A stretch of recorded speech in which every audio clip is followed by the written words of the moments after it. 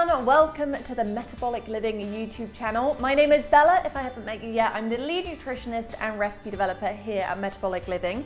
Now we absolutely love smoothies and shakes here. Now you may have checked out some of our absolutely delicious recipes such as our immunity boosting smoothie or even our chocolate smoothie bowl with all the delicious toppings, but not all smoothies are created equally. Is your smoothie actually causing you to gain weight rather than helping you reach your health goal? Well, today I'm going to be sharing the most common smoothie mistakes that could be halting your progress.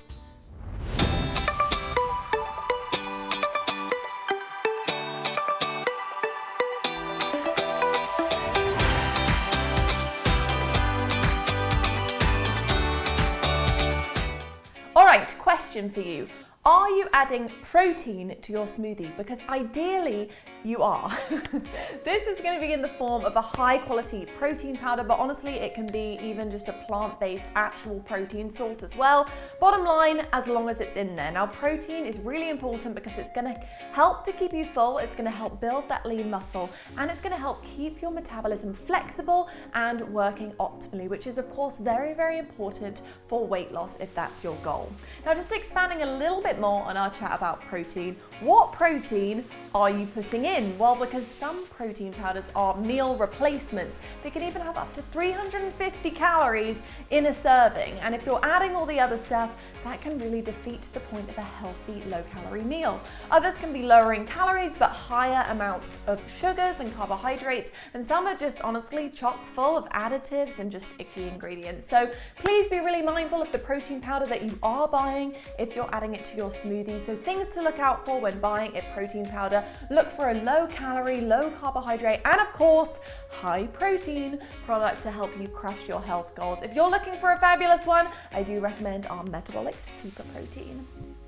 Okay, so another major eek here is adding sweetener to your smoothie. I know, it may taste absolutely delicious to add some maple syrup or raw honey or agave nectar or whatever sugary stuff that you like into your beverage, but I promise you it's absolutely not necessary, and all it's going to do is lead to cravings throughout the day and probably weight gain. Now the average American, as you may know, consumes far too much sugar as it is, so let's not take a healthful and delicious option and turn it into a milkshake.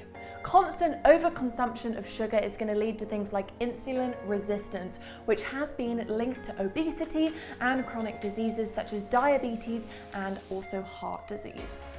So now we move on to common mistake number 4. How much fruit are you adding? So personally, I just want to say I do believe that fruit can be absolutely extremely helpful, but with anything, it's all about moderation. So adding 2 bananas, an apple, 2 cups of berries, and some dates is only going to spike your blood sugar, leading to energy crashes and weight gain. So just be cautious and mindful of the fruit that you're adding. I personally say like 1/4 to 1/2 cup of low glycemic fruits such as blueberries and raspberries are absolutely wonderful. And another note, don't forget those veggies: frozen kale, spinach, avocado, and even cauliflower. Yes, cauliflower are really wonderful low sugar options for your smoothie, and they actually taste absolutely delicious in there. There's no need for loads of fruit, just fruit in moderation.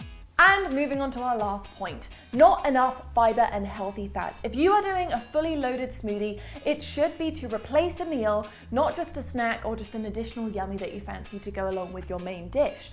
But in order to keep it filling and to keep you satiated throughout the day, you do need to ensure that it is balanced. So as well as the high quality protein that I did speak about just a little bit ago, please make sure that you are adding both fiber and healthy fats into your smoothie. So foods such as avocado, flax seeds, and chia seeds, these are all going to be really great additions to your smoothie if your goal is weight loss and you actually want to stay full throughout the day.